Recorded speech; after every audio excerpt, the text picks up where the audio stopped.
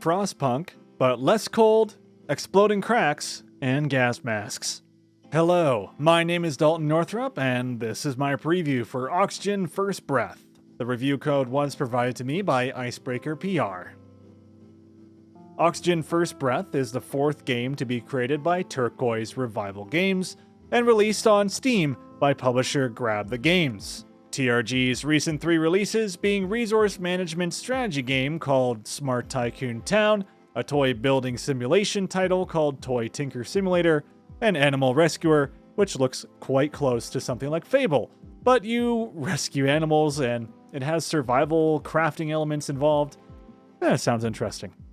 Speaking of survival elements, however, Oxygen First Breath is very much a survival city builder. You start with a central oxygen center on a static map where you need to manage your resources and people to survive the harsh climate that has beset the world. Now let's talk about the setting. Cracks have begun to form across the planet, releasing volcanic ooze that erupts and poisons the air, hence the need for oxygen-producing buildings and the necessity of gas masks for all your people. Visually, the world looks post-apocalyptic, almost in the style of a heavily contaminated post-nuclear area. The game essentially states that instead of a nuclear war, this great eruption happened that destroyed the planet. The voice acting that introduces everything and the story and all that, it's only really condensed into an introduction video, and the music as well that's associated with the game doesn't particularly offer something I want to go out of my way and listen to. But that being said, let's move on to the tutorial.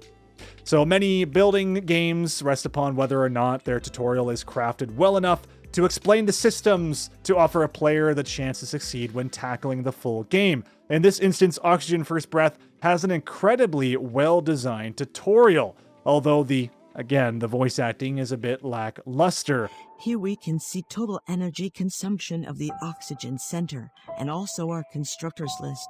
All right, our constructors are always ready and will start working as soon as you plan a construction. The mechanics and controls are snappy and easy to get a hold of, and there's no hitches or weird issues while getting set up. And overall, I felt like I learned all the core mechanics very quickly. Although this may have been because of my previous experience with games like Frostpunk, which I have played quite a lot of. So maybe they just share a lot of similarities in that way. But moving on to gameplay, gameplay-wise, again, this is very much in the same style of Frostpunk. You start with a central building, and if it runs out of oxygen or power, then it's game over. We have 3 difficulties to choose from, and you can tweak various parameters. So if you want the game to be mostly on normal, but you want a setting to be specifically hard or easy, you can do that. And options like these are great. I love that. As stated previously, the map is static.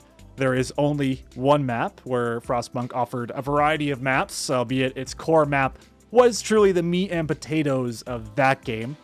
Your primary goals when starting off are typically to gather resources from nearby scrap piles such as scrap, plastic, stone, metals, etc. You build structures and assign them on a priority list, and all unassigned workers are innately your builders, so they will move out and build the structures you designate for construction. And if you have enough resources, they will slowly carry those resources over to your stockpile and then take it from the stockpile and bring it over to the building and initiate construction. So once the construction is complete, it may need to be assigned workers for it to start generating your resources. And building takes time, and thankfully there is the ability to change the time on the fly. You have 1, 2, and 3 for your time speeds, and we also have a pause function with the spacebar, or the numbers on your keyboard respectively will let you change that as well. And all of your hotkeys are rebindable, which is great to see. Basic needs for your civilization are power, food, housing, health, and happiness. We can get power by building gas generators on top of newly formed cracks. If you're not careful, these cracks will explode and can risk killing your people or destroying your structures. Water and food can both be harvested from pools of water through fishing and the use of these water purification structures. And housing can range from small shacks at the start of the game to these large duplexes carrying multiple civilians. These structures also offer the ability to produce more humans for your settlement. Wonderful. The health of your villagers can be taken care of through medical facilities, which are essential for when the toxic winds pick up. Similar to a snowstorm from Frostpunk. I know I'm comparing the games quite a lot. Lastly, happiness is taken care of through canteens and playgrounds for your children. Canteens not necessarily for your children, they're for the adults. But you know, whatever. It's however I decided to write this, but whatever, I'm not too worried about it. Another core feature is research. Upon construction of research buildings, you can assign researchers to generate research points. Fancy that. These points can be handed in to unlock new buildings or get a bonus to your resources, which will be at the top of the screen. There's like a little option there that lets you either change what you're going to get for the bonus at the top, or you just spend a certain amount of resources and you get like this resource card. It's a little bit weird, but it's something there. It's a little different. There's also the submarine that lets you gain new resources from other settlements. It comes in every now and again and will tell you when it's coming in. There's also a support tower that allows you to gather more people to your settlements. It's like a beacon or a radio tower type thing. And as toxicity plays a huge role in the game, keeping oxygen and power generation under control is key to victory. Power is converted into oxygen at your main building, your central hub, and if you have enough electricity, you can make it so you are producing oxygen at work buildings so your workers don't have to return to base to essentially restock on oxygen. So this means more resources gathered throughout the day and less risk of people dying. And you can also assign people to water the trees. And when trees are revived at about 80%, I think it said, they will produce a bubble of oxygen that is provided to nearby civilians, which is really convenient and means you don't have to spend as much electricity on keeping your buildings up and running with oxygen. So speaking of people dying, toxic wind events are generally the thing we are trying to protect our people from.